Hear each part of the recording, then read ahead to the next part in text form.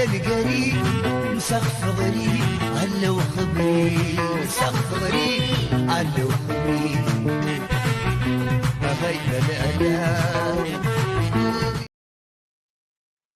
سلام تخطاتل تنايت channel كمي تخونو تبوك تكونو ناي وتر تمنيتنان بحقنانيو لومون كم وتروا قداسن وانا ونتحستوتات هزنالكم متزينا لنا لايك ناقبركم كجمرو نتحساسب يغني لنا سلو تخلو تقبرو لنا دقف مجمريا قزيخي وسدنا. Let's start. The Persian Gulf after new strikes overnight by both the U.S. and Iran testing the fragile ceasefire. Iran says it was targeting American bases in Bahrain and Kuwait. The strikes hitting Kuwait's airport, killing at least one person and injuring dozens more. There's limited clarity right now on how negotiations are going to try and end the war. President Trump says that contacts are continuing, but Iranian state media are downplaying suggestions of progress. Let's go live now to CNN correspondent Jeremy Diamond, and injuring dozens more. There's limited clarity right now on how negotiations are going to try and end the war. President كم تري وزلهم هجرات عرب هجرات خليج بفلاي كبيت زخونة متقعتي وردن كم زولينا نرزلنا زد ما هذا مرعيانا يتزقبر زولو أمونغو إيران أمريكان أب كبيت زخونة كابتي زنبرة مقراص نايتقصو تباهيلو ጎቦ ዝኸድዎ ዝነበሩ ናብ ክፉት ዝኾነ ኩናት ገጾም ንክኸዱ እሽተይ ተሪፍዎም ዘሎ ምክንያት ድማ ካልእ ነገር ስለዘይኮነ ኣሜሪካን ዶናልድ ትራምፕን ናብቲ ኩናት ሙሉእ ብሙሉእ ክኣትዉ ስለዘይደልዩ ዘለው እዩ እምበር እቲ ኣገባባት ክትሪኦ ከለካ ኩሉ ነገር ናብ ዓቢ ኩናት ዘምርሕ ዘሎ እዩ ዝመስል ኣብዘን ዝሓለፋ ክንደይ ሰዓታት እንተኾነ 48 ሰዓታት ኣብ ዝሓለፋ ኣብ ባሕሬንን ኣብ ኩዌትን ወታደራውያን ቤዛት ኣገይን እዛታ ዜና ኩሉ ግዜ ኣስዕልኩም ረይዎ ሓደ ካብቲ ኣብዚ ቻነልና ክንገብሮ እንደሊ እቲ ሚድያ ዘመሓላልፎ ሓበሬታን እቲ ሓቅን ሓደ ኣይኮነን ንኣብነት ኩዌትን ባሕሬንን ተሃሪመን ይብሉ ኣለዉ ሉላውነት ናይተን ሃገር ተደፊሩ እተን ሃገራት ይረማ ከም ዘለዋ እዮም ዝነግሩ ዘለዉ but they never tell you እቲ ቀንዲ ዘይነግርኩም እንታይ እዩ ናይ ኣሜሪካ ወታደራዊ ቤዚ ዝህረም ዘሎ ኣብዚ ኢራን ብተደጋጋሚ ተነፅሮ ዘላ እዚ ኩዌት ወይ ባሕሬን ተሃሪሙ ዝብል ዘረባ ጌጋ ሓበሬታ ይንበዓል ይብሎ ወታደራዊ ቤዚ ናይ ኣሜሪካ ካብቲ ቦታ ሚሳይላት ተኩሱ ንኢራን ይሃርም ኣሎ ኢራን ድማ ኣብቲ ዝመፀላ ዘሎ ቦታ እያ ግብረ መልሲ ትብ ዘላ ስለዚ ቀዳማይ ነቲ ነገር ዝጅምር ዘሎ መን እዩ ካበይ ኮይኑ ከይጅምሮ ኣሎ እንድሕር ናብቲ ዝተኮሰልካ ቦታ ሃሪምካ ኸ ነቲ ሃገር ዲኻ ድሕር ኩዌትን ባሕሬንን ክህረማ ዘይደልያ ኮይነን ስለምንታይ ነቲ ኣብ ውሽጠን ዘሎ ቤይስ ጠጠው ዘየብሎ ስለምንታይ ከቲ ዓለም ነቲ ካብተን ሃገራት ተበጊሱ ዝህረም ዘሎ ኩነታት ጠጠው ከብሎ ዘይፍትን ስለምንታይ ከቲ ሚድያ ነቲ ሓበሬታ ብትክክል ዘይገልጾ ክትብል ትኽእል ኢኻ ግን እዚ ኣገዳሲ ኣይኮነን ምክንያቱ ኣሜሪካ ንሕና ዝገበርናዮ ሓጢኣት ኣይኮነን ንሕና ኩሉ ነገር ክንገብር ንኽእል ኢና ዋላ ጌጋ ጌርና ከለና መልሲ እንድሕሪብካና ግን ንስኻ ኢኻ ተሓታቲ ንስኻ ኢኻ ገበን ፈፂምካ እዩ እዚ ዓይነቱ ሓበሬታ እዩ ዝመሓላለፍ ነዚ ድማ ከም ንቡር ንዓለም ኣእሚኖም እዮም that's why ንሲኤንን ቢቢሲ ሰሚዑ ሰብ ኢራን እያ ትሃርማ ዘላ እስራኤል እዩ ሕዝብላ ዝሃርሞም ዘሎ ዝብለካ ምክንያቱ ቆሪፆም ነቲ ሓበሬታ ስለ ዘመሓላልፈልኩም ታንክስ ጋድ እቲ ሚድያ እሱ ጥራይ ዘይኮነ ኢንዲፐንደንት ሚድያ ከዓ ስለ ዘሎ ናይ ኢራን ምክትታል እውን ስለ ዘድሊ እቲ ፅቡቅ ኣብ ካልእ ግዜ ንኢራን ከምዘይስማዕ ገብርዎ ይኽእሉ ነይሮም ይገብርዎ እዮም ድማ ሰብ ከምዘይሰምዖ ከምዘይበፅሕ ሎሚ ግን እቲ ኢንተርነት ኣሜሪካ ወላ ዓብ ፀብለልትነት ይሃልዋ ጠጠው ከተብሎ ዘይትኽእለሉ ደረጃ ይበፅሕ ስለዚ ሓቂ ተደሊኻዮ ተኩዒትካ ተፍሒርካ ትረኽበ ኢኻ ስለዚ እዚ ንሪኦ ዘለና ኩነታት ሙሉእ ሓበሬታ ዘይኮነ ጎደሎ ሓበሬታ እዩ እወ ባሕሬን ተሃሪማያ እወ ኩዌት ተሃሪማያ ግን እንታይ እዩ ተሃሪሙ ክትብል ክትክዳ ኣለካ ኩሉ ግዜ እቲ ተሃሪሙ ዘሎ ወታደራዊ ቤዝ ናይ ኣሜሪካ እቲ ቤዙ ድማ ካብኡ ኮይኖም ዝሃርምዎም ዝነበሩ እዩ ክልተ ነገር ከረየኩም ዶናልድ ትራምፕ ዝበሃል ፕሬዚደንት ክሳብ ዘሎ ገለ ክፋል ሓቂ ክወፅእ ከም ዝኽእል ክትፈልጡ ኣለኩም ኣፉ ክዓቢ ስለዘይክል ሓቂ በዓል ዘሕድሕዎ ኣሎ ከስማዓኩም እየ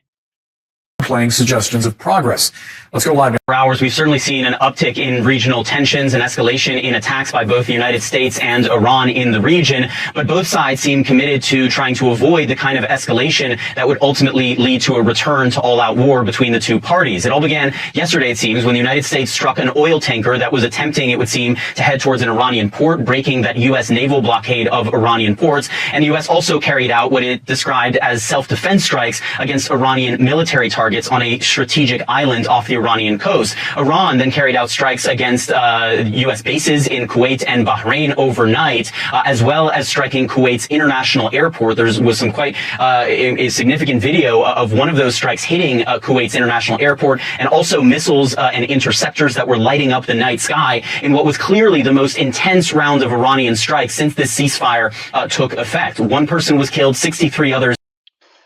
اوكي هجي انتاي زبل زلو اتي نواحد ابزي همان صبوق زخونه صبصاب هيبا مالو مجمريا تجماريت ناي تكونتات امريكا مخانا هاده ناي ايران تانكر كم زهرمو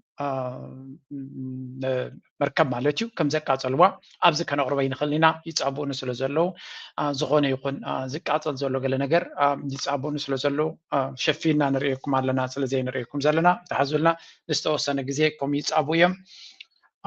تي حبريتا كحلف ስለዚህ يدليو ካልእ ነቶም ዓበይቲ ቻነላት ፍሪ مثلا CNN الجزيرة ቦታት ከየትም ክትሪዎ ትኽእሉ ብሓፈሻ እንታይ ኢና ንርኢ ዘለና ኣሜሪካ ኣብ ክልተ ቦታታት ኣብቲ ቀሸም ኣይላንድ ዝበሃል ናይ ኢራን እውን ከቢድ ዝኾነ መጥቃዕቲ ገይሮም ነይሮም እዮም ከም ግብረ መልሲ ናቱ ድማ ኢራን ንኩዌት ብርቱዕ ዝኾነ መጥቃዕቲ ኣካይዳትላ ዋላ እውን እቲ ኤርፖርት ናይ ተዓዲ እናተቃፀለ ዘርኢ ቪድዮታት ተዘርጊሑሉ ማለት እዩ እቲ ኤርፖርት ናይቲ ሓደ ተርሚናል ናይቲ ኩዌት ኢንተርናሽናል ኤርፖርት ማለት እዩ ኩዌት ዝበሃል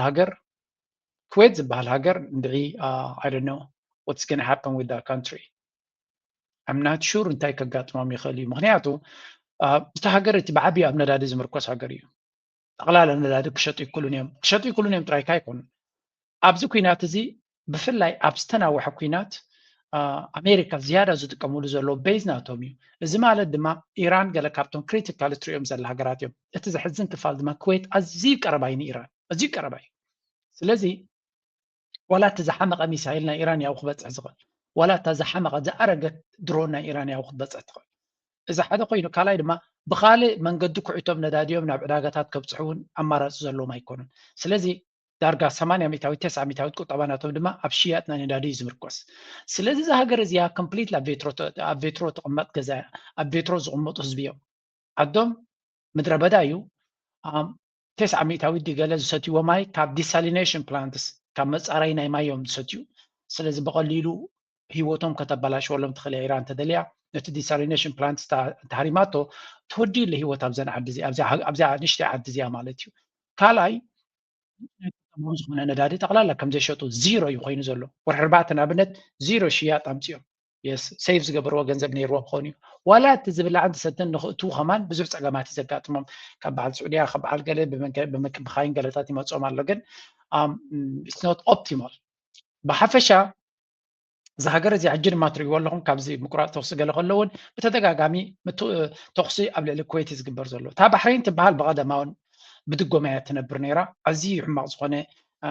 ኩነታት ይገጢምዋ ዘሎ ባሕሬን ስለዚ ናይ ባሕሬን it's a different country ኣዝዩ ንእሽተይ ሃገር እዩ ነዳዲ እውን ብዙሕ የብሉን ኣብ ቱሪዝምን ኣብ ገለን ዝምርኮስ እዩ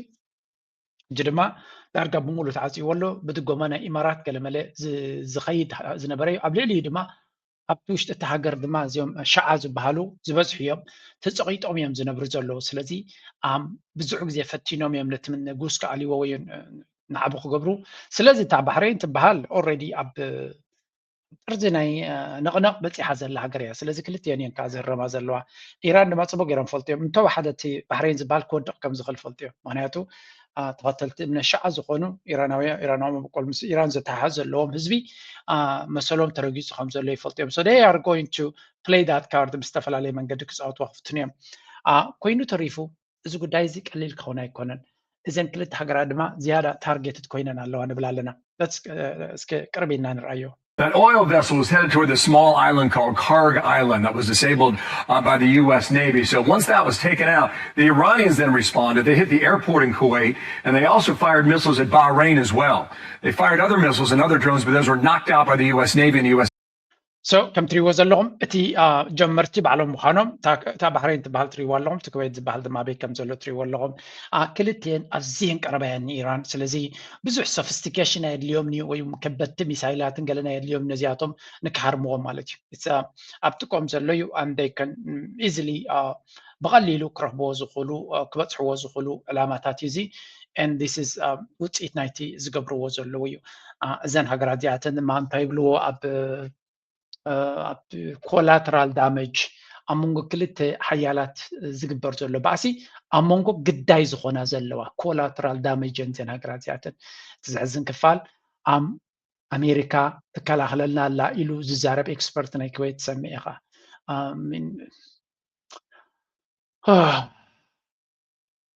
ጉዳዮም ባዕሎም ኣለዎ እንዴ ድብል ግን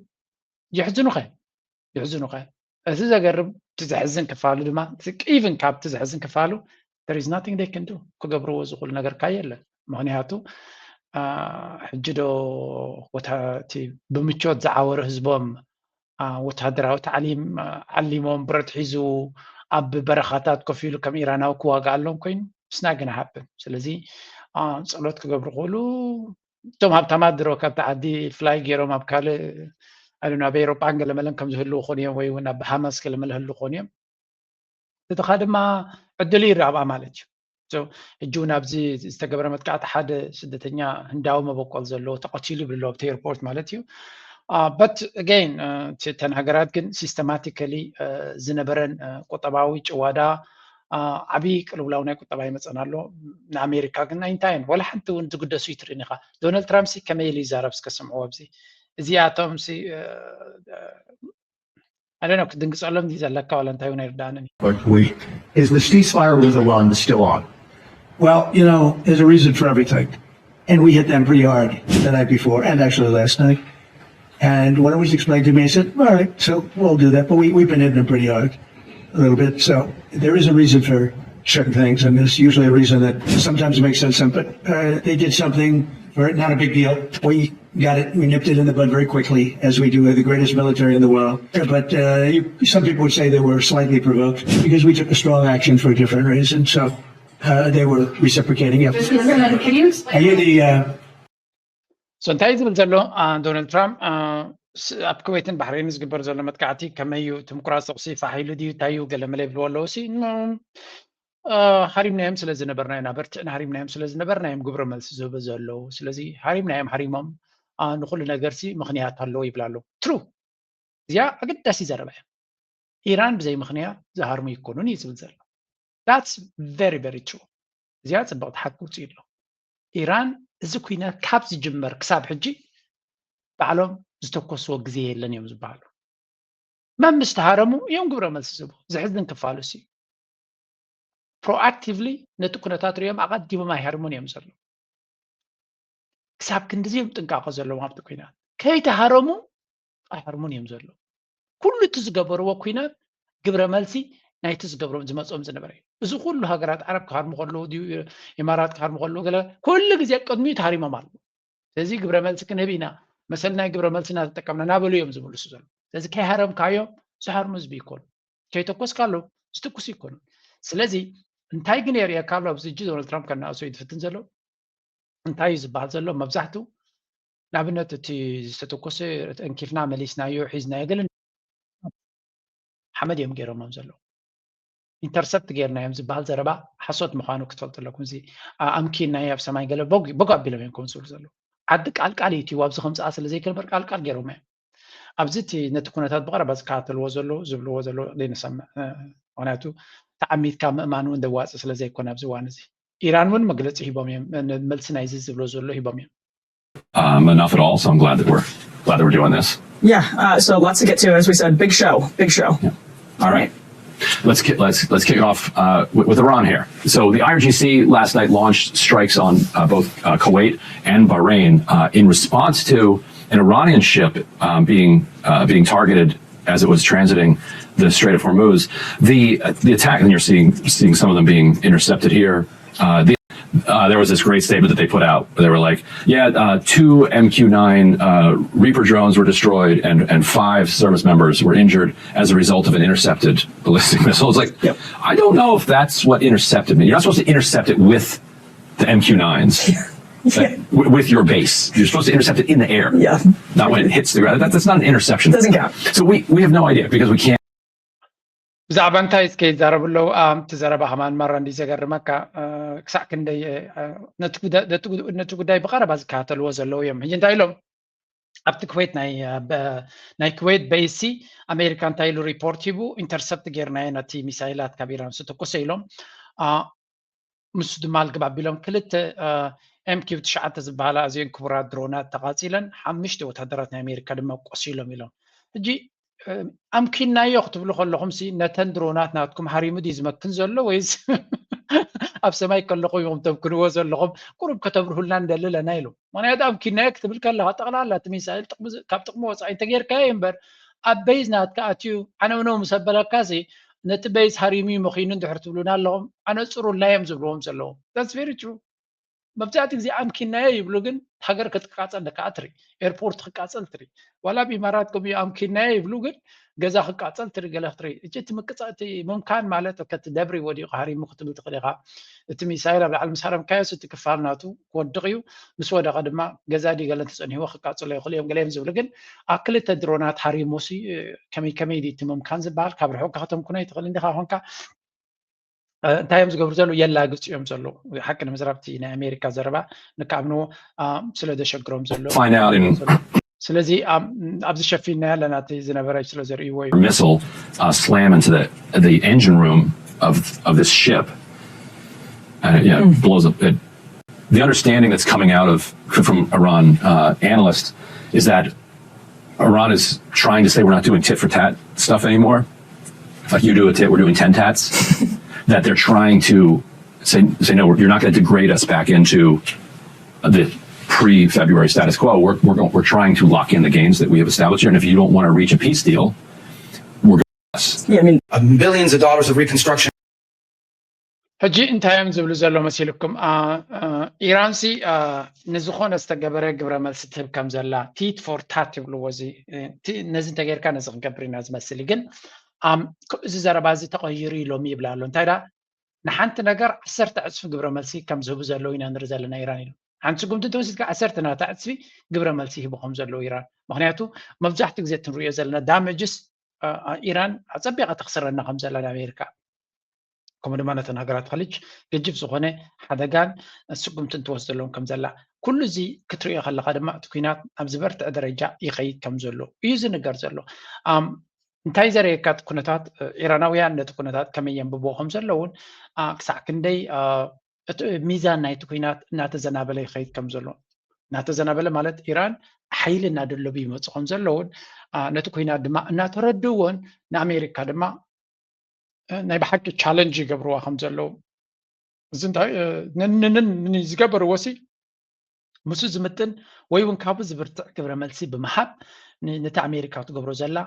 ሽግሪ ይፈጥረሉ እጂ ዶናልድ ትራምፕ ኣብ ቁልዕ ኩናት ከይኣትውን ካልእ ፀገም ገጢምዎ ዘሎ ሓደ ካብቲ ፀገም ገጢምዎ ዘሎ ዝብልዎ ዘለዉ እዚ ዎር ኣክት ዝበሃል ሓድሽ ሕጊ ተመሓላሊፉ ዘሎ እዩ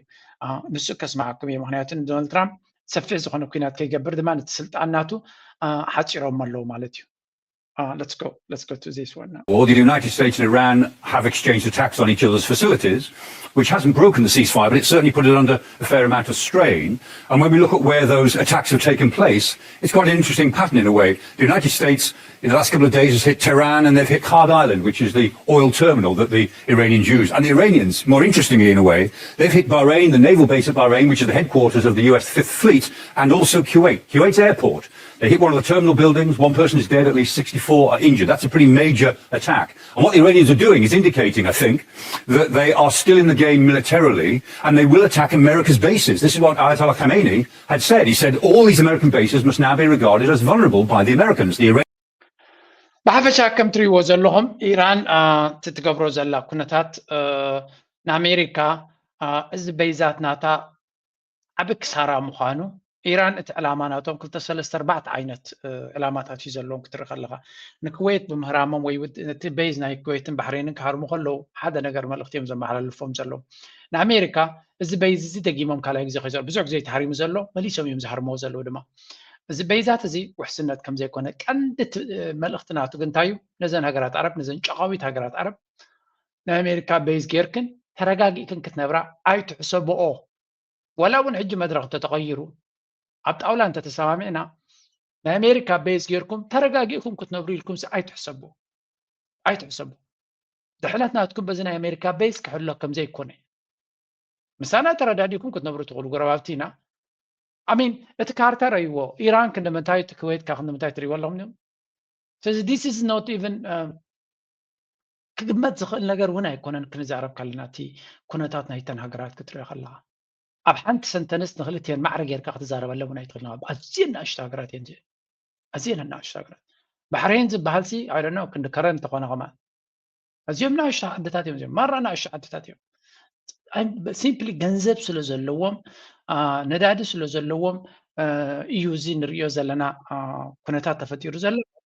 ኣብ ካልእ ከጋጥማ ይምኽኣለን ስለዚ እቲ ኢራን ዝበሃል ክንዲገለ ጎበ እዩ እቲ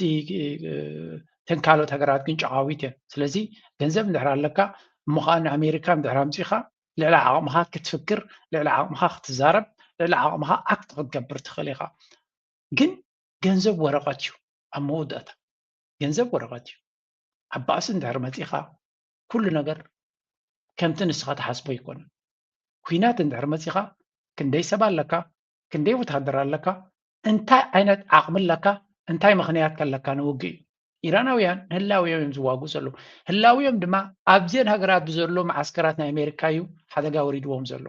እዚ ሚሳይላት ካብ ኩዌት ተበጊሱ ይሃርሞም እንተሎ ንኩዌት ክሃርሙ ግድን እዮም ነቲ ቤዛ ኣብ ኩዌት ዘሎ እንተዘይ ሃሪምካ ንኣሜሪካ ናበይ ክትሃርማ እታ ዝቐለለት ናቱም ካብታ ዝመፀትካ ቦታ ንዓ ስለዚ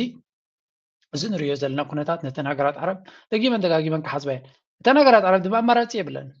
ምክንያቱ ሓደ ንኣሜሪካ ውፅእ ክብሉ ዓቕሚ እውን የብሎ ቀዲምሎ ውፃእ ክብልዎ ንኣሜሪካ ኣይክእሉን እዮም ካልኣይ ምስ ኢራን ዘሎ ኩነታት ብሰላማዊ መንገዲ ክሳብ ዘይተፈትሐ መንጎ እዮም ዘሎ ስለዚ ንኣሜሪካ ውፃእ ክብሉ ኣይክእሉን እዮም ንኢራን ድማ ጠጠው ከብሉ ኣይክእሉን እዮም ንኣሜሪካ ተተኩስ ክብሉ ይክእሉን እዮም ኣሜሪካ ተተኩስ ድማ ኢራን ግደፍ ክብሉ ይክእሉን እዮም ስለዚ ኮላትራል ዳመጅ ኣብ መንጎ ግዳይ ትኸውን ማለት እዩ እዚ ድማ ማእሲ ዘጋጥም ድሕሪ ኢልኩም ዓቕሚ እንተዘይብልካ ንኣብነት ኩሉ ግዜ ኣብነት ምሃብ ፅቡቅ እዩ ኤርትራ ኣብ ግዜ ኩናት ናይ ዝነበረ ኣብቲ ናይ ሕቱ ዝረመሉ ዝነበረ ብዝኾነ ይኹን መንገዲ ኢማራት ኣብ ዓሰብ ኣትዩ ነይሩ ኤርቤዝ ገይሩ ነይሩ ኣብኡ ወታደራዊ ቤዝ ገይሩ የጥቃዕ ነይሩ ካብኡ ይበሃል እዩ ደፈርትናቱስ ካብኡ ብገሳ ብዙሕ ኣርቲክል ተፃሒፉ እዩ ብዛዕባ ሓደ ወታደራዊ ዓቕሚ ገይሩ ንዘሎ ኣብ ገለ ፖይንት እንተዘይተረዳዲካ ቦርሳኻ ጠርኒፍካ ውፃእ ክትብል ዓቕሚ ኣለካ ዶ እዩ ኣትሊስት ኣሜሪካ ዓቕሚ ኣለዋ ኤርትራስ ዓቕሚ ኣለዋ ሪኢኹም ኢኹም ኢማራት ማለት ብግምጣሉ እስራኤል ክትብሎ ትኽእል ኢኻ ምስ ኣሜሪካ ርክብ ዘሎ ወይ ገለመለ ብገንዘቡ ዝጀሃር ሓይሊ እዩ ቦርሳኻ ጠርኒፍካ ውፃእ ክትብል ትኽእል ኤርትራ እያ ቅድሚ እውን ቀጠር ዝበሃል ኣብ ኤርትራ ኢንቨስትመንት ክገብራት ነይሩ ኣይመቸኦምን ኪድ ቦርሳኻ ጠርኒፍካ ውፃእ ኢሎሞ ስለምንታይ ንኤርትራ ንእሽተይ ሃገር ስለ ዝርእይዋ ንእሽተይ ሃገር ኮይና ስለ ትስምዖ ነቲ ዝግብኦም ስራሕ ገዲፎም ኣብ ካልእ ስራሕ ክኣትዉ ይፍትኑ እዮም ከምዚ ልክዕ ኣብ ሱዳን ዝገብርዎ ዘሎ ከምዚ ልክዕ ኣብ ኢትዮጵያ ዝገብርዎ ዘሎ ከምቲ ልክዕ ኣብ ሶማልያ ዝገብርዎ ዘሎ ኣብ ሊብያ ዝገብርዎ ዘሎ ኣብ የመን ዝገብርዎ ኩሉ ግዜ ካብቲ ዝግብኦም ንላዕሊ ክሰርሑ እዮም ዝፍትኑ ሕጂ እቲ መንግስቲ ሓይሊ ኣለዎ ዶ ጌራውት ክብል ኣትሊስት ኣብ ኤርትራ ዘሎ መንግስቲ ዓቕሚ ኣለዎ ጌራውት ካብዛ ዓደይ ቦርሳኻ ጠርኒፍካ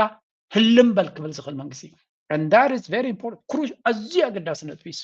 ዓቕሚ ኣለካ ዶ ውፃእ ክትብሎ እንተር ክብድለካ ረኺብካ ክሰርቕ ተረኺብካ ውፃእ ክትብሎ ዓቕሚ ኣለካ ዶ ኣትሊስት እቲ ሻዕብያ ዝበሃል ብሰንኪ እዚ ከም ዝፅላእ ክትፈልጡ ኣለኩም ንዩኤን እኮ ክፅይቕ ምስ ረኣዮ ኪድ ጥፉ ካብዚ ኢልዎም እዩ ኦኬ ከምኡ ምባል ዋጋ የኽፍለካን ይብል የሎም ዋጋ ከፊልና ኢና ከምሕሱብ ኣብ ከምኡ ከይበፃሕካ ካብ መጀመሪኡ ክትሓፅሮም ክትክእል ኣለካ ምክንያቱ ውፃእ ክትብሎም ከለኻ ኮንትራት እንተለዎም ኮይኑ ነቲ ኮንትራት ካንስል ንኣብነት ናይ ቀጠር ጉዳይ ትፈልጦ ቤት ፍርዲ ክንደይ ላልዮም ደብልዎ ደለዎ ንኤርትራ ኣቢሎማ እዮም ከማ እቲ ናይቲ ኣብ ዳህላክ ገለ ዝነበሮም ስራሕ ብዘይ ሕጋዊ መንገዲ ተሰጊዩና ካሕሳ ናይቲ ገንዘብና 300 ሚልዮን 400 ሚልዮን ክወሃበና ኣለዎ ዝብል ዘረባ ኣብ ቤት ፍርዲ ናይ ዓዲ እንግሊዝ ከምኡ ኣብ ቤት ፍርድታት ናይ ኣሜሪካ ንኤርትራ ክስዋ ነይሮም ኣብ ብዙሓት መፅሄታት ወፅእ ነይሩ እዩ እንታይ ደብለካ ከተውፅኦም ትኽእል ኢኻ ግን ካብ መጀመሪኡ ኢኻ ብጥንቃቐ ኢኻ ክትሕዞም ዘለካ ነዚኣቶም እዚ ከም ምሳቶም ሽርክነት ክትገብር ግዴታ እዩ ናይ ቢዝነስ ሽርክነት ክትገብር ትኽእል ናይ ምክልኻል ሽርክነት ክትገብር ትኽእል ግን ውፃእ ክትብሎ ግን ክትክእል ኣለካ ከምኡ ክትብሎ ትኽእል እንድሕር ኮንካ ጥራይ ክትእትዎ ዘለካ ተዘየለ ኣብ ውሽጢ ቃትዩ ባንክራፕትድ ወይ ከምዚ ኮራፕትድ እንድሕር ጌርካ ብልሽው ንኣብነት ምስ ኢማራት ከሎ ኩሉ ግዜ ኣብነት ክበኩም እየ ምክንያቱ ኣብ ኢራን ወይ ኣብ ባሕሬን ዝግበር ዘሎ ጥራይ ክሳዕ ክንዱ ትርጉም የብሉና ና ምስ ኤርትራ ክትሓዝ ተኽኢሉ ጥራይ ትርጉም ዝበካ ኣብዚ ተመሊሰ ነተን ሃገራት ብቐረባ ፅቡቅ ስለ ዝረኣየ ከሪአኩም ሞ ኣብዚአን ሃገራት ዝግበር ዘሎ ኩነታት እንድሕሪኦም ሞ ምስቲ ኣብ ቀርኒ ኣፍሪቃ ዝግበር ዘሎ ድሕሪ ከነዛብደ እንተኮይና ኣብነት ኤርትራ ምስ ኢማራት ክትሰርሕ ከላ እንታይ የጋጥም ነይሩ እንድሕር ኢልኩም ነቶም ዘይትፈልጡ ካ ዝያዳ መፍለጢ ክኾነና ስለ ዝደልየ ኤርትራ ብዙሕ ባንኪንግ ሲስተም ኣብ ኢማራት እያ ትጥቀም ነይራ ባንኪንግ ሲስተም ማለት መን ኢኻ ትብሎ ኩሉ እቲ ናይ ባንክ ሲስተም ናቶም ሲ እንታይ ይጥቀሙ ነይሮም ኣብ ዱባይ አቡዳቢ ነቲ ስራሕ ናቶም ምስቲ ገዳ ዝነበሮም ኩሉ መዋፅኦታት ገለ ብኢማራት እዮም ዝጥቀሙ ነይሮም ምክንያቱ መሻርክትና ስለ ዝነበረ ክሳብ 2019 ኣቢላ ስጂ እቲ ሽርክነት ንኤርትራ ኣብ ግዜ ገዳኻ ነቲ ኢማራት ተሓቢብካ ንክትጥቀመሉ ዝገብረካ ኣብ ከምኡ ግዜ ግን እንታይ ገብርዎም ንመብዛሕቶም ካልኦት ሃገራት ነቶም መራሕቲ ናብ ብልሽውና እዮም ዘእትውዎ እዚኣ ፅቡቅ ጌርኩም ክትበራልኩም ብኸመይ ማለት እዩ ገንዘብ ካብቲ ሃገር ሰሪቕካ ኣብ ዱባይ ገዛ ገዚኻ ገለገለ ጌርካ ክትገብር ኣለው መንገድታት እጂ ኣብ መብዛሕትኡ ሃገራት ኣፍሪቃ እቶም መራሕቲ ኣብ ብልሽውና እዮም ዝኣትው ግላዊ ገዛውቶም ይገዙ ገለምታት ይገብሩ እጂ እንታይ ገብርዎም ብግልኻ ብልሽውና ኣቲኻ ሲስተምካን ሃብትኻን ኣዋሃኒፅካ ስለ ዘለኻ ኣንፃር ኢማራት ንክትውስን ኣዝዩ ከቢድ እዩ ሓደ ካብቲ ንሻዕብያ ኩሉ ግዜ ፍሌክሲቢሊቲ ዝቦም ኣነ ይፈልጦም እየ ብቐረባ ውሽጣዊ ምስጢራቶም ኣይፈልጥን እየ ግን እቲ ንሓደ ሃገር ዓፅዮም ናብ ካልእ ክኸዱ ዝገብሮም ግላዊ ሃብቲ ዘቐምጥዎ ነገር ስለ ዘይብሎም እዩ ናይቲ ሃገር ሃብቲ ኣለዎም እዩ ግን ናይ ሃገር ሃብቲ ግላዊ ሃብቲ ነንበይን እዩ ኣዲኹምሎም ናይ ሃገር ሃብቲ ተኮይኑ ኣካይዳ ኣለዎ ናይቲ ግልኻ ብብልሽውና ዝገበርካዮን ክትሓተሉ ናይ ትኽእልኒ ኢኻ ምክንያቱ ብፅሑፍ መንገዲ ኣውፅኦም እውን ከጋልፁካ ስለ ዝኽእሉ ልክዕ ሰሪቕካ ዘተኸዮ ሰሪቕካ ከም ዘተኸዮ ትፈልጡ ተኮይኖም ሰሪቕካ ዘተኸዮ ኢሎምካ ክከሱኻ ይኽእሉ እዮም ስለዚ ትገብሮ ነገር እውን የብልካ ናይቲ ሃገር ሃብቲ ተኮይኑ ግን ኩሉ ግዜ ክትከሶም ኢኻ ኣብ ካልእ ቦታ እውን ክትመፅኦም ኢኻ ኣብ ካልእ ረብሓናቶም እውን ክትመፅኦም ትኽእል ኢኻ እንታይ ክብለኩም ደልየ ሓደ ካብቲ እቲ መንግስቲ ናይ ኤርትራ ምስቲ ኩሉ ዘለዎ ፀገም ምዝ ኩሉ ዓለም ዝፀልኦም ዝነበረ ምዝ ኩሉ ኣንፃሩ ሕማቅ ፀሓፍ ዝነበረ ናይ ኤርትራ ፕሬዚደንት ኢሳያስ ገዛ እንደዘለዎ ነይሩ ኣብ ዱባይ I'm telling you ናይ በዓል ሕመቲ ዝለኩም ዘሎ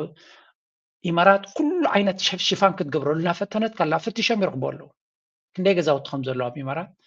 ብውሕድ ንእሽተይ ክፋል ናይቲ ሃብትናቱ ክንደይ ካምፓኒታት ከም ዘሎ ከመይ ይንቀሳቐስ ከም ዘሎ ይወፅእ ብዙሕ ግዜ ምክንያቱ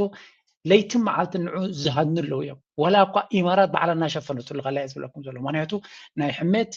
ኣብ ሱዳን ዘሎ ማለት እዩ ናይ ዞም ኣረሰብ እንድሕር ኣብ ኢማራት ተረኺቡ ኢማራት ንባዕላ ኣብቲ ፀገም ስለተኣቱ ክሽፍነ እያ ትፍትን ኩሉ ሶፊስቲኬሽን ኣሎ እሱ ከሎ እውን ይረኽብዎ ኣለዉ ናይ ኤርትራ ኢማጅን ገዛውታ እውን ነይርዎም ተዝኾነ ናይ ሓጎስ ግብሪ ይወድዩ ናይ ጀነራል ኣብርሃ ካሳ ድዩ ናይ ጀነራል ፊሊጶስ ገለ ገዛውታ እውን እንደዘለዎም ነይሩ ቀደም መወፀ ነይሩ ቢካዝ እዚኦም ሰባ እዚኣቶም ኣብ ዓይን ኣሜሪካ ኣትዮም ዘለዎ ስለዚ የለ ግን ኣይወፅን ኩሉ እቲ ካልእ ብግምታት ተዛረቡ እዮም እንተደልዎም ነይሩ ቀደም መውፅዎ ነይሩ ቀደም ፈለጥኩም ክብለኩም ኢለ እንታይ ንክብለኩም ኢለ ሓደ ግዜ እቲ ኣብ ኤርትራ ዝበሃል ዘረባ ኤርትራ ፀገማት የለን ኤርትራ ሽግር የብላን ወይ ገለ ብለኩም ኣለዎም there is always ከም ካልኦት ሃገራት ፀገማት ኣለዋ ግን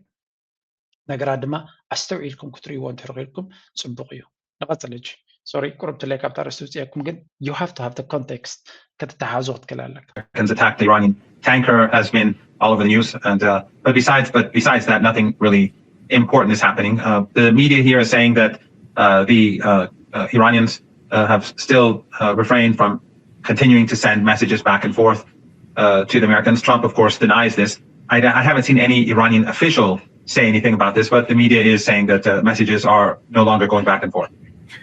Well, the Iranians did announce, didn't they, that because the Israelis are continuing the slaughter in southern Lebanon, and President Trump, notwithstanding rough language, which was leaked to the press, has been unable to restrain Prime Minister Netanyahu, that they, the እንታይ ዝብል ዘሎ ፕሮፌሰር መሐመድ ሞራንዲዩ ምስ ጃጅ ናፖሊታንዮ ዝበሃል ኣብ ተረኺቦም ዝገበርዎ ኢንተርቪው እዩ ብዛዕባ እቲ ዝግበር ዘሎ ብወገን ኢራን ከመይ ኢኹም ተንብብዎ ዘለኹም ንዝብል ክምልስ ከሎ እዩ ያ ክልተ ዓይነት ሪፖርት እዩ ዘሎ ዝያዳ ኣብዚ ሓደ እቲ ውሽጣዊ ዜና ናይቲ ሃገር ናይ ኢራን ማለት እዩ ኣብ እቶም መንግስቲ ኢራን ሲ ምስ ኣሜሪካ ይዘራረብ ከም ዘየሎ ዝገልጽ ሓበሬታታት ይዛረቡ ኣለዎ ግን ካብቶም መራሕቲ ናይቲ ሃገር ግን ዝኾነ ሰማዕ እኮ የብለይን ኣነ ይብላሉ ወግዒ ዝወፀ ነገር የለን ግን ትዝርርብ ተጠዋቢሎም ከም ዘለዎ ዝገልጽ ሓበሬታ ኣሎ ይብላሎ ብኻልእ መንገዲ ድማ ሓንቲ መርከብ ታንከር ናይ ኢራን ከም ዝተሃረመትን ግብረ መልሲ ናቱ ድማ እዛ በዓል ኩዌት ዝግበር ዝነበረ ኣካል ናይቲ ግብረ መልሲ ከም ዝነበረ እውን ይገልጽ ኣብዚያ ግን ሓንቲ ዘረባ ኣላቶም ጽቡቕቲ ዘረባ ዝዛረብዋ ሓንቲ ኣገዳሲት ሕቶ እንዲሁ ድሓቶ And we'll say again today, they're both on messages being sent on slot, but whom we both know and have worked with and admire, Larry Johnson and Pepe Escobar, have said, and we'll say again today, they're both on this program, that Iran has a nuclear weapon. Not that Iran developed, but that some other country gave to Iran. I'm going to read what Chris has just posted. This is from Larry Johnson's website called Sonar 21. Pepe Escobar and I received clarification on how Iran obtained a functioning nuke. Functioning meaning it can be delivered. Iran's objective is, with the backing of Pakistan, China, and Russia, to raise the risk to Israel of engaging in ሕጂ እንታይ እዮም ዝብሉ ዘለዉ እዚያ ዘረባ እዚኣ ኣዝያ ኣገዳሲት እያ ቅድሚ ሕጂ እውን ገለ ተጠቂሳ ከላ ርኢና ነርና ኢራን ኒኩለር ኣማዕቢላ ኣላ ኒኩለራዊ ቦምብስ ኣማዕቢላ ኣላ ዝብል ዘረባ ሞመንት እናረኸበ ይኸይድ ኣሎ ታመልሲ ፕሮፌሰር መሐመድ ሞራንዲ ዝባ ቨሪ ዲፕሎማቲክ እያ ክንሰምዓ ኢና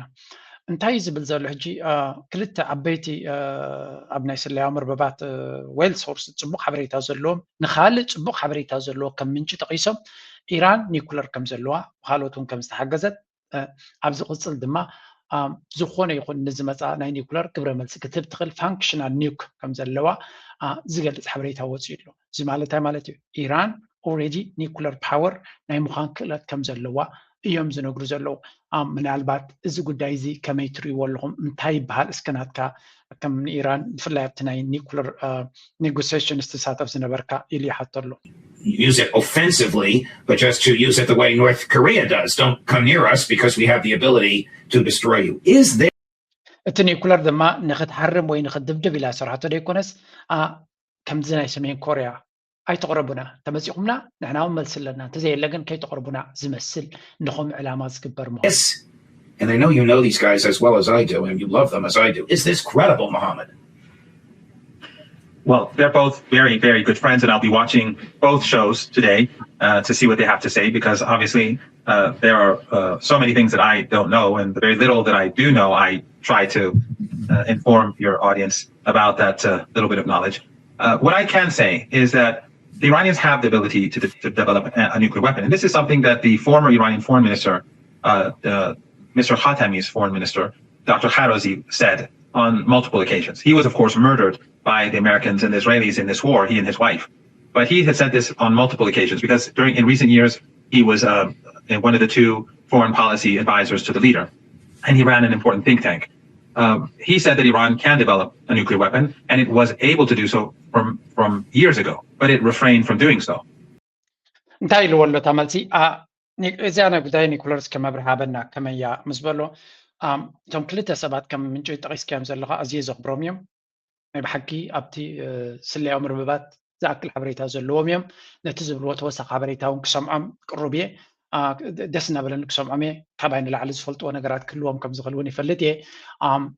ኣነ ግን ድሩት ኣፍልጦ እዩ ዘለኒ እቲ ኣነ ዝፈልጦ ክነግረካ ግን ኢራን ቅድሚ ሕጂ ሚኒስትሪ ፎሬን ኣፌርስ ኣብቲ ናይ ሚኒስትሪ ጉዳያት ወፃኢ ዝሰርሕ ዝነበረ ሓደ ዲፕሎማት ኣብዚ ሕጂ ኩናት ድማ ንሱን በዓልቲ ቤቱን እስራኤል ዝቐተለቶም በዚ ኩናት እዚ ኣብ ገዝኡ ከሎ ዝቐተልዎ ማለት እዩ ሓደ ዓቢ ዲፕሎማት ናይ ኢራን ዝነበረ ሓደ ግዜ ዘይኮነ ክልተ ግዜ ንዓለም ነጊርዋ ኢሉ ኢራን ኒኩለራዊ ቦምብ ንኸተማዕብል ዝኣክል ዓቕሚ ኣለዋ ንዑ ከማዕብል ዝኽእል ሳይንቲስት ኣለዋ ቴክኖሎጂ ኣለዋ ትሕተ ቅርፂ ኣለዋ ኒኩለር ከነማዕብሎ እንተደሊና ኣብ ኢድና እዩ ስለዘይ እንደልዮ ጥራይና ዘይንገብሩ ዘለና ልዕሊ ኩሉ ድማ በቲ ሱፕሪም ሊደር ናትና ፋትዋ ስለዘይተዋሃበና ንኽንገብሮ ስለዘይተፈቕደልና እምበር ንኽንገብሮ ስለዝኸብደና ኣይኮነን ኢልዎም ነይሩ ብኻልእ ኣዘራርባ ኒኩለር ንኽገብሩ ኢራን ከም ዝከኣል በተደጋጋሚ ተገሊጹ ኢራን ነቲ ዘለዎም enriched uranium ናብ ቦምብ ንክቕይርዎ ዝኽእሉ እዮም ዓቕሚ ኣለዎም እዮም ቴክኒካዊ ዓቕሚ ኣለዎም ምሁራት ኣለዎም ተተቐርጽ እውን ኣለዎም እጂ እቲ ሕቶ በቲ መርሕነት ደረጃ ንህዝቢ ክድምስስ ዝኽእል ኣጽዋር ኣይትስርሑ ዝብል መትከል ስለ ዝነበሮም እዩ ትእዛዝ ስለ ዝነበረ ጥራይ እጂ ንውሕ ዝበለ ኢንተርቪው ግን ሕፅር ኣቢለ ክነግረኩም እቲ ተጻሒፉ ዝነበረ ፋትዋ ናይቲ ሱፕሪም ሊደር አሊ ኸመኔ ናቱ ፋትዋ እዩ ናቱ ትእዛዝ እዩ ነይሩ ንሱ ስለ ዝተቐተለ እቲ ትእዛዝ ናቱ ይቕፅል እዚ ሕጂ ዘሎ ወዲ ናቱ ምሽጠባ አሊ ኸመኔ ንሱ ናቱ ፋትዋ ክጽሕፍ ይኽእል እንታይ ማለት እዩ ኒውክለር ክንሰርሕ ንኽእል ኢና ንሃገራዊ ድሕነት ንዝኾነ ይኹን ፈተና ንምክልኻል ዝብል ፋትዋ ናቱ ክጽሕፍ ይኽእል እዩ እቲ ዶክትሪን ወይ እውን እቲ ሃይማኖታዊ ኣካይዳ ናይ ሸዓ ናይ ምስልምና ከምኡ ዝብል ምክንያቱ እቲ መድረኽ ኣብቲ መድረኽ ተመርኩሱ እዩ ነቲ ትእዛዝ እቲ ከመሓላልፎ ዝኽእል ኢራን ኣብ ፈታኒ ናይ ህላወ ፈተና ኣብ ዘጋጥመላ ነቲ ጉዳይ እቲ ክትገብሮ ትኽእል እያ ስለዚ ብናይ ኢራናውያን ትዕዝብቲ ኣብዚ እዋን እዚ ነታ ስቴት ኦፍ ኢራን ነታ ሃገር ኢራን ናይ ህላወ ፈተነ ኣጋጢሞ ኣሎ ዝብል እምነት የለን ኢሉ ከቢድ ዝኾነ ፈተና ኣለዋ ግን ንህላውያ ዝፈታትን መድረኽ ተበፂሕ የለን ይብሉ ኣሎ እንታ ዘረባ ዝጥቀሙላ ዘሎ እውን ዲፕሎማቲክ ቋንቋ እዩ ናይ ብሓቂ ዲፕሎማስያዊ ዘረባ ይዛረብ ዘሎ ስለምንታይ ነቲ መርገፂ ናይቲ ሃገር ከበላሹ ይደልን እዩ ግን እንታይ ይብላ ኣሎ ክንገብሮ እንተደሊና ንኽእል ኢና ሕፅር ብዝበለ ዘይገበርናዮ ድማ በቲ ትእዛዝ ናይቲ መራሒና ቅቡል ስለ ዘይኮነ እምበር ዓቕሚ ስለ ዘይብልና ወይ እውን ንዑ ዝኸውን ቴክኖሎጂን ጥረ ነገርን ስለ ዘይብልና ኣይኮነን ስለዚ ብኻልእ ዘራርባ መብዛሕትኦም እቶም ካልኦት ብግምጣሉ ዝዛረቡ ዘለው ቅድሚ ዓመት ዝተገበረ መጥቃዕቲ ህያው ኣብነት ነይሩ ፀላእቶም እንታይ ክገብርዎም ከም ዝኽእሉ ስለዚ ካብኡ ተመርኪሶም ኒኩለር ቦምብ ገይሮም ክኾኑ ይኽእሉ እዮም በቲ ንሕና ካብኡ ርሒቕ ኢልና ንጥምቶ ዘለና ድማ ዶናልድ ትራምፕን እስራኤል ድሕርሕር ዘብሎም ዘሎ ሲ ቀሊል ክኸውን ኣይክእልኒ እንታይ እዩ ድሕርሕር ዘብሎም ዘሎ ድሕሪልካ እውን ኣይደኖ እቲ መልሲ ሓደ መዓልቲ ክመፅእ ግን እቲ ዲቤት ክሳዕ ክንደይ ናብ ተኸይዱ ከም ዘሎ ኢና ንርኢ ዘለና ነዚ እውን ከም ግምት ከም ኣካል ናይቲ ዝግበር ዘሎ ኩነታት ክትርድኦ ትኽእል ኢኻ Trump has said that talks with Iran are going well. Speaking on the podcast Pod Force One, he said that Iran's supreme leader is playing a role in the negotiations. He's involved, absolutely. Really? Yeah, I think they have a lot of respect for him. So is he's compos mentis? He's not sick in hospital in a coma as we've Well, I don't know. I haven't had the privilege of meeting him. Right. But I'm not hearing he's doing great. You're doing better. Right. That way he's not. If you believe the stories, he's, missing a lot of different parts. So who's making the decisions? Well, they say he is giving approval because that's the way it has been for a long, long time. ብዛዕባ መን ይዛረብ ዘሎ ኣብዚ ዶናልድ ትራምፕ ብዛዕባ ምሽጠባ ኸመነ እቲ የለን የመሓድር የለን ስልጣን የብሉን ገለ ዝብልዎ ዘለዎ ሓድሽ ሱፕሪም ሊደር ናይ ኢራን ብሂወት ከም ዘሎ ይረጋግፀሎም ኣሎ ትእዛዝ እውን የመሓላልፍ ከም ዘሎን ብሂወት ከም ዘሎ ስንክልናታት ኣጋጢሞ ኣለኸውን ግን ነቲ ሃገር ዝመርሕ ዘሎ ንሱ እዩ ትእዛዛት ካብኡ ዝመፅእ ዘሎ ምስ ተዘራሪቦም እዮም ዝውስኑ ዘሎ ይብላ ኣሎ again another revelation ካልእ ቅድሚ ዝተወሰነ ግዜ ዋላ ሓደ ይሰርሕ የለን እቶም ወታደራውያን መራሕቲኦም ዘመሓድርዋ ዘሎ ሱፕሪም ሊደር ተኣሲሩ እዩ ዘሎ ዋላ ክእዚ ዝኽእል ዲ ክሰርሕ ይኽእል ዲ ኣይፍለጥን እዩ ብላብላ እናተባህለ ክንደይ ፕሮፓጋንዳ ተሰሪሑ ሕጂ ድማ ተመሊሶም እንታይ ይብሎ ብሂወት ኣሎ ትእዛዛት ኣመሓላልፍ ኣሎ ነቲ ሃገር ድማ ዘመሓድር ዘሎ ንሱ ይብሉ ኣሎ again another thing ካብ መዓልቲ ናብ መዓልቲ እቲ ሓቂ ኢና ኣጽዋሮም ተደምሲሱ ወላ ሓንቲ የብሎም ንብሉኻ ጽንኢሎም ድማ ኣጽዋሮም ኣይተተንከፈን ኣሎ ይብሉኻ መራሕቶም መይቶም እዮም ንሓስሕዶም ይረዳድኡ የለውም ብሉኻ ጽንኢሎም ድማ ንሱ ይዝዝ ዘሎ ትእዛዝ ድማ ተሃገር ብስርዑ በቲ ኣካይዳናቶም ይኸዱ ኣለዉ ይብሉኻ ስለዚ ኢራን ኣብዚ ዝተገበረ ኩናት ኣብ ታሪክ ተራእዩ ዘይፍለጥ እዩ ዝዝገም ዘሎ ሙሉእ መራሕቶም ተቐቲሎም ኣብ ታሪክ ኣብ ዓውደ ኩናት ከለዉ 40-50 ዝኾኑ ዓበይቲ መራሕቶም ናቶም ተቐቲሎም ንዕኦም ተኪዮም ኣብ ብርቱዕ ኩናት ከለዉ ንዕኦም ተኪዮም ተዋጊኦም ሓያላት ኮይኖም ዝወፁ ኣብ ዓለም ኣብ ታሪክ ኣይተረኣየን ክብል ሓደ ናይ ታሪክ ተመራማሪ ክዛረብ ሰሚዐ እዩ ኣይተረኣየንኩም ቅድሚ ሕጂ ዝተረኣየ ነገር ኣይኮነን ኣይተረኣየን ጥራይካ ኣይኮነን ናይ ዓለምና እቲ ዝሓየለ ሓይሊ ዝበሃል ከባቢ ን100 ዓመት ድማ ዶሚናንት ፎርስ ኮይኑ ዝኸይድ ዘሎ እቲ ካልእ ስግደፍ ወስካ ቅድሚ ቀዳማይ ኩናት ካብ ካልኣይ ኩናት ዓለም ኣብ 4 ነይሩ ካልኣይ ኩናት ዓለም 26 ዘለና ኦልሞስት 100 ዓመት ገይራላ ኣሜሪካ ሱፐር ፓወር ኮይና ዝደለየቶ እናገበረት 100 ዓመት ቀሪባላ ቅድሚ ካብ ቀዳማይ ኩናት ዓለም ጀሚራ ሓያል ኮይና ኦልሬዲ ምክንያቱ ኣብ ቀዳማይ ኩናት ዓለም ኤውሮጳ ንሓድሕዶም ድኽዑ ስለ ዝኾኑ أمريكا already حيال كوينات وصلت أبقى داين كوينات عالم أبقى لا كوينات عالم بما حيال ترى كوينات يكون سنا عالم سي بنات دليت حقتاتنا عالم بعلات صحيفات مالت زغلو نعلمنا نتكمل زلنا infrastructure ناي فاينانس شغلنا يقال أمريكا زهندسوتي أمريكا دما زل على حق خمس زل على إيد كم زلوا كله جرا صريحة 100 عامات نسات مرحوز نبرت مدرخي نازلنا حساب جنت حرنا سو أبز مدرخ زي أمريكا مودا درتي بالليني لا بتجهروا لز نبرت حنتي بري كونفنشنال بزخون يكون ملكي مودا درتا زي كونت بعض نبرت هاجر أمريكا أمها قدامي معلتنا يتكوينات درجة زعبي مرحتناتا كثيرة كنسا عند دما بوليتيكان ترى يكون وتدري مرحت بيت جنرالات يوم تقتيل نسليا ما يقول من كلهم يوم تقتيل نوعهم تكيا تواجع بوت أو حساب يكون سنا أمريكاون أمارات كابت سنجرات زلا this is history that's why بتدقق غامي بأدنى قوت كنقول زلنا نعوز متن تاريخون أمريكا سلزخونة تابعت هذا أدنى قوت تملخون أمريكا سلزخونة تجبأ كبرن إيران زي وهاب زلو بر يقول مسكزي كتري ويوم this is going to be a very very عاب تاريخه وفي أمريكا في اللايزي تكون تاب بزح جزء لون تتوديو يانا يتودن أمريكا تسعيرها الكات تبلو لي بالكانجن كن ريا قلنا دما أمريكا ولا قا فيتني في قد إمام إيران تسعر تلامبر جزيان توسيدنا أمريكا سعرتها بأفغانستان مسترجع زي أبزحنا جرست سعرها دواس أيقونة كن أبز فيتني في قد إمام سعر سلزل لايف لوين نتناطي يوم زبلوز his father and then him. I guess it's the succession, but we seem to be getting along quite well. Would you like to meet him or meet any of the Iranians in person? I've never thought of it, actually. It's a very good question. I'll think of it. Yeah, I'd like to meet him. I'd like to meet everybody. I'd like to meet him. We probably will meet at some point, depending on how it all works out. Let's bring Al Jazeera's Mike Hannon. أتذكر مع دونالد ترامب حنت بدي أيام سبز فتوه نزي حد السبريم ليدر يا قاطع ميتات تفتير كره بودي ده ليه بلومان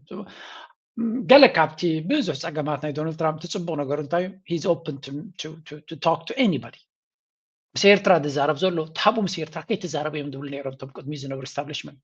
دونالد ترامب he has no problem مسير ترى سلام نخجبر مسير ترى نخزار دبلوماسي نخجبر سجم يقولون unconventional كابتل موتر يوزعي غيدي تديونه وزعي نيم خات خلله بسمين كوريا ترى كيبي جي تصبغ نقر كابتل نبور أكيدا وزعي غيدي جن أتي كابتن نبور وزعي مخاد مالت نقليهم نبحدا جاي نبلت فنزويلا أتيو نمر حاجر أو يوم خاد زي كابتن نبور وزعي but he does that سبونا قرد ما خمي كابتن نساتهم كن ميزان نبور زي كبرود ما يقبر إيرتراج كابتن نبور وزعي ناتو مسوك تصرحن قدا أنا ناتك اللي لان زخالت حجر كوينا أزيو قداسي معرف وين ولا إيرتراحنا بالخليني ولو كا ميت كونفيرم جانا هنزارب تديك على بحفشة دونالد ترامب مسؤول كراخب مستي مش تبقى منه كراخب كم زدلون يجلس على and we'll see كنا منتهي كنا تقولوا يا بايتا نمتهي كسر كم دليت كابتفل عليها قطع مطرية خليقة زوم زيل النهار لو خلو دونالد ترامب كالون سجماقاتي مولي بعد. New news just happened moments ago. The House has passed a resolution limiting President Trump's war powers in Iran. Nicole Killian has the latest from Capitol Hill. Nicole, what happened? Yeah, well, this is a pretty significant development, Major, because as you know, both the House and Senate have at various times tried to push these war powers resolutions unsuccessfully. But today, for the first time, the House was successful in advancing this resolution to, in effect, block the president from ordering further strikes against Iran. Now, granted, this is just a resolution. It would still have to come over to the Senate, but it does show, given that there was bipartisan support for this resolution, this growing unrest and skepticism on the part of many lawmakers about the war. Of course, from the outset, many Democrats have argued that congressional authorization should be required in instances of declaring war. انتهت ولدلا أب دونالد ترامب أب بايتون أمريكا سعرت كم زقات وما يمزنوا غرزلو تسعرت دم أنت عين سعرت يقاتي ما يمزول زلو ويل بايتون أمريكا تي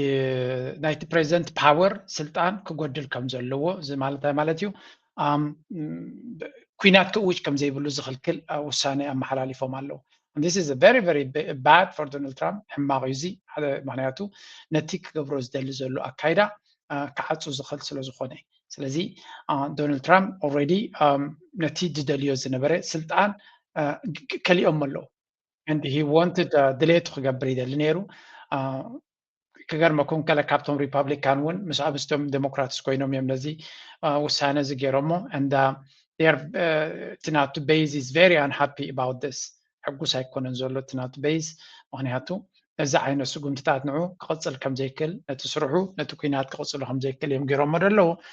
that's why ድማ ሕጂ ዓበ ኩናት ውን ናብ ኢራን ንኽውጅ ነቲ ኮንግረስ ክእምን ክኽእል ኣለዎ ነቲ ባይቶ ናይ ኣሜሪካ ክእምን ክኽእል ኣለዎ ስለዚ ከምዚ ተሓቢእካ ምህራም ገለ መለ ተደይ ኮይኑ ወግዓዊ ኩናት ንክገብር ውን ፀገም ክገጥሞ እዩ እዚ ውን ሓደ ካብቲ ንስልጣን ናይቲ ፕሬዚደንት 60 መዓልቲ ዝፍቀደሉ ተን 60 መዓልትካ ስለ ዝሓለፋ ካብ ሕጂ ንድሓር ናብ ኢራን ክገብሮ ዝኽእል ውን ብኮንግረስ ክፍቀደሉ ክኽእል ኣለዎ ነቲ ስልጣናቱ ድማ ድሩትነት ገይሮም ኣለዉ again this is also another win ንኢራን ፅቡቕ ነገር እዩ ስለዚ ኢራን ነዚ ስለ ትፈልጡ ውን ሕጂ ነቲ ኩናት ኦኬ ኢራን ተወራር ጀሚራቶ ግብረ መልሲ ኢሉ ኩናት ክገብር ይኽእል እዩ ግን ባዕሉ ኩናት ክጅምር ኣይክእልን እዩ and this also puts a big pressure ናቦ ማለት እዩ ምክንያቱ ኩናት ክገብር ዘይክእል ተኮይኑ ኢራን ከፈራርሃ ውን ኣይክእልን እዩ ማለት እዩ ድሕሪ this is going to complicate his situation እቲ ኩነታት ናቱ መሊሱ ኮምፕሊኬት ክገብሮ ዝኽእል ጉዳይ ምዃኑ ድማ ይንገር እዚ እዞ ከም ንሪኦ ዘለና ብብዙሕ መንገዲ ዝተፈላለየ ፀገማትና መፅኦ እንዲ ድመፁ ዘሎ and we'll see We just had Secretary Rubio here on Capitol Hill earlier today, in effect saying that the war had ended, that Operation Epic Fury had concluded, but many Democratic lawmakers challenged him on that, noting that there are still these strikes that are occurring. Rubio pushed back, saying those are defensive strikes, that these are just hostilities. But again, there continues to be this ongoing tension between Capitol Hill and the White House over the endgame for this war. This is really the first opportunity we've seen in terms of lawmakers trying to force the administration's hand here. And Nicole, forgive me, I know this just happened, but any sense of what the final tally? ብሓፈሻ ከም ንሪኦ ዘለና እዚ እውን ሓደ ካብቲ ንዶናልድ ትራምፕ እቲ ሃውስ ንመጀመርያ ነታ ኣካይዳናቱ ኢዱ ደሪቶም ሒዞም ኣለዉ እንዳ ሂልና he is not going to be happy about this ነቶም ጠሊሞሞ ዘለዉ ሪፐብሊካን ሰኔት ኣባላት ናይቲ ባይቶ ድማ ዶናልድ ትራምፕ ብቐሊሉ ክሪኦም ከም ዘይኮነ ፍሉጥ እዩ but anyway, this is also another situation that Donald Trump መፍትሒ ክተልየሉ ዘለዎ and ኣብ ብዙሕ ነገራት እዩ ትሕጊ ኣንጻሩ ክኸይጀሚሩ ዘሎ ብዙሕ ኢኒሽቲቭስ ተበግሶታት ሓሳባት ናቱ ዝዕንቅፅ ውሳነታትን ስጉምትታትን ይመሓላለፍ ኣሎ and ካልእ ብልሓታት ክፈጥር ኩል ዳይክእልን ካላርስቲ ኮይኑ ብሓፈሻ በዚ ንሪኦ ዘለና ግን እቲ ጉዳይ ከም ድልየቱ ክኸይድ Hormuz. Qasem Island was then hit, had some sort of military communication center there that was hit by the U.S. military, so that was taken out. Just remember that what the Iranians want